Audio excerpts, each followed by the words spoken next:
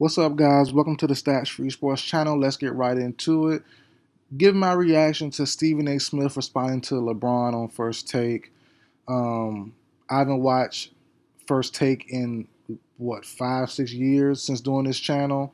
Like I said before, I hate muddying the waters. I hate, taking in other media, whether big or small, into my, absorb their content, and I might spew their stuff out. So I like to keep my own thoughts, keep my mind fresh. So, I've seen clips, as everyone has on social media and stuff like that, but I haven't turned on ESPN First Take, well, ESPN turned to First Take and watch a show. So I had to watch First Take. I had to hear it from Stephen A's mouth.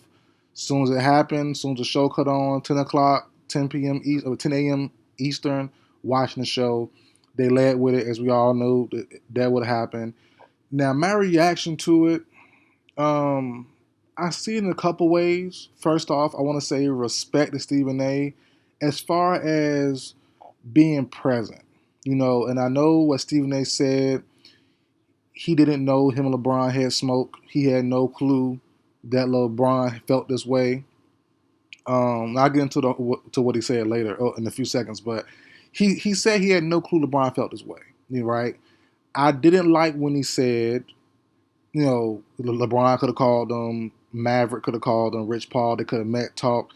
I'm gonna see you in person when I see you. It's not a basketball matter, so I'm not, that's that. But respect to Stephen A. because he is present out of all the mainstream media guys who talk trash about anybody. And and I like Stephen A. the personality, don't know the person obviously, but he go on podcasts often.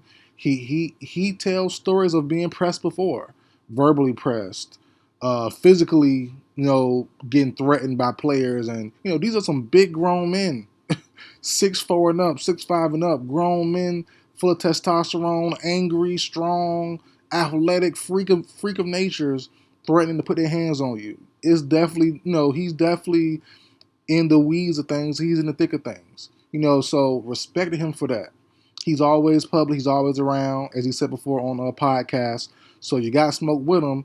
It happens all the time, or it happens often. It's not new to Stephen A. I will respect him for that, for being public. You don't see Skip out.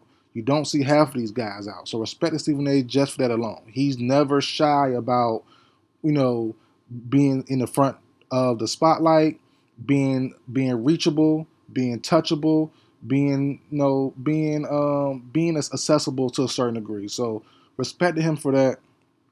But as far as it goes, basically what Stephen A. said was, long story short, he had no clue him and LeBron had smoke. LeBron walked over to him, came as a father and not as a basketball player. Said he didn't appreciate what he said about Bronny, so on and so forth. Convo was quick. Convo was over. Stephen A. didn't really have time to say much, so understandably cool.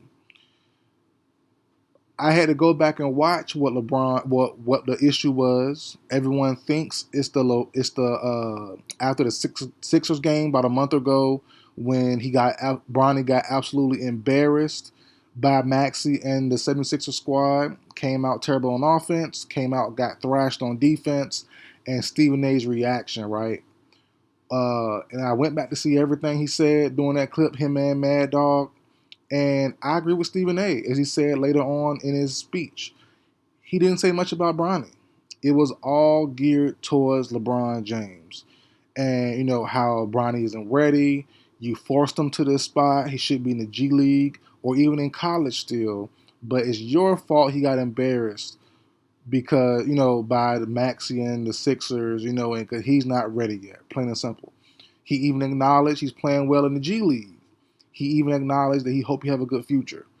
There's not much more Stephen A. can say to, you know, to lighten the blow of saying Bronny's not playing well doing that old video about a month ago, right?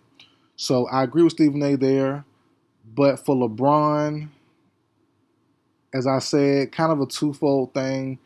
As Stephen A. is more accessible, I think LeBron treated Stephen A. like all media, like all naysayers. Everyone that says something negative about Bronny, I'm sure LeBron sees it. at least to a certain degree, at least the big name people. I'm sure Bron hears it. I'm sure Bron sees it. And the face of the media is Stephen A.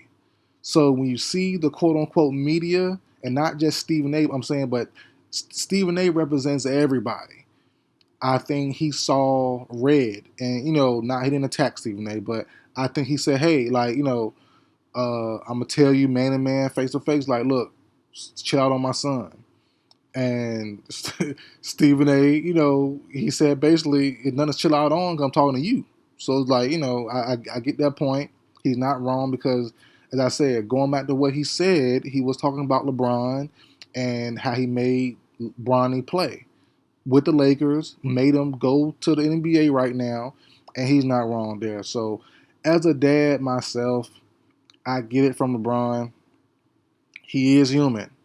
No matter how great he is, no matter, how much money he has, no matter everything, he's still a dad. And you got to respect that. But I will wonder if LeBron not regret doing it, but wish he didn't do it because it's like, and I know it wasn't public. It wasn't like he did it publicly or he embarrassed him publicly or whatever. He punked him or whatever. He came to him as a man. And you got to respect that to a certain degree. But, you know, I just don't think it was warranted on what Stephen A said. I don't know what everything Stephen A said, but if it's based off that clip from a month ago about the Sixers game where Bronny was terrible, and I saw ESPN first take reaction, and Stephen A is gonna throw on the flares and the dramatics just for the show. He came on with his face with a face palm, and he was like, "Oh my gosh," and whatever. A little flair for the dramatics, cool, but it's TV. I understand that, but at the same time, it's just tough feeling the world criticize you and or your son for what's going on. So I don't think, for my opinion, I don't think Bron saw Stephen A as Stephen A. I think Bron saw Stephen A as the media, as everybody, all the naysayers. Could be wrong. That's my take on it. And as I said, I just wonder if Bron not like I said, not regret, but if he wishes he didn't do that. If he would have made the phone call or you know, did it a different way. But it wasn't bad. Like I said, it wasn't public. It wasn't like Clutch Sports or LeBron's team, leaked it out and like that. It was fans that showed the interaction. So, it is what it is. I'm glad Stephen A kept it cool. I don't really care what LeBron had to say after the fact. He probably won't even acknowledge it. But Stephen A kept it cool. He kept it PC. And I just think, it'll probably just blow over. But honestly, though, to be real, I wish Stephen A didn't say nothing. He just didn't address it. I know you have to because it's ratings, it's TV, it's juicy news, it's crazy. But at the same time, just man code, I would say don't even address it. I would just took it on the chin, took it as a L, as a viral L. People say, oh, he got punked, he got punked, he got belittled by LeBron face to face. He didn't bark back. Cool, whatever. I would have, for me, I would have took it on the chin and just said, hey, I would came on air and said, hey, respect to LeBron, respect to Bronny. He told me what he said. I absorbed it. I understand how he feels, and that's it. I wouldn't have went into detail and all that stuff, but he didn't really do too much. But for me, I know look, Stephen A is way older than me, but I feel like I'm a old school morals. I would have took the viral, the public L. I don't want to explain anything. LeBron said what he said. I took it. I understand where he's coming from.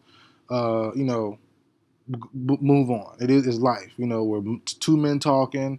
We can have disagreements or misunderstandings, whatever, and but TV rules, rating rules, and nothing wrong with explaining. I'm just saying for me personally. But that's it for the video, guys. Like, share, comment, subscribe. I will see you guys next time.